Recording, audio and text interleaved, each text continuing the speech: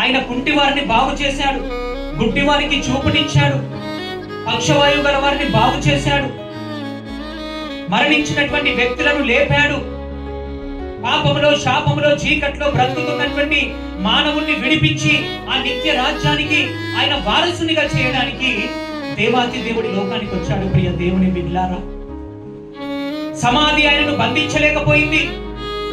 మరణమనే ఆ గుండెను చీల్చివేసుకొని ఆ మరణాన్ని కొట్టివేసి, మరణమా నీ ముల్లెక్కడా, మరణమా నీ విజయం ఎక్కడా అని మరణమునకే సవాలు విసిరి ఆ మరణాన్ని గెలిచి, సమాధిని గెలిచి ఆ పునరుద్ధాన శక్తితో ఆయన లేపబడి, ఆ పునరుద్ధాన శక్తి నీ జీవితంలో నా జీవితంలో కార్యము చేయాలని ప్రభు కోరుకుంటున్నాడు. ప్రియ దేవుని బిడ్డలారా, యేసు ప్రభును ఏ పునరుద్ధాన శక్తి, ఏ ఆత్మనైతే ఆయనను సమాధి నుంచి లేపిందో అదే ఆత్మ ఈ రోజు నీలో నాలో పనిచేస్తుందని గుర్తుపెట్టుకోవాలి.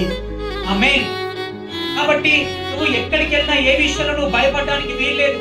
నువ్వు తిరిగి తరంతో నువ్వు భయపడి నువ్వు నీ లైఫ్ లో ఛాలెంజెస్ ని ఎదుర్కోవడానికి ఎవరో వచ్చి ఏమో చేస్తారు, ఎవరో ఏదో అనుకుంటున్నారు అని భయాన్ని నీ జీవితంలోకి నువ్వు అనుమతించొద్దు. ఎందుకంటే నీవు నేను నమ్మినటువంటి దేవుడు ఆయన నీ భయము కంటే గొప్పవాడు, నీ సమస్య కంటే గొప్పవాడు, నీ అనారోగ్యము కంటే ఆయన గొప్పవాడు.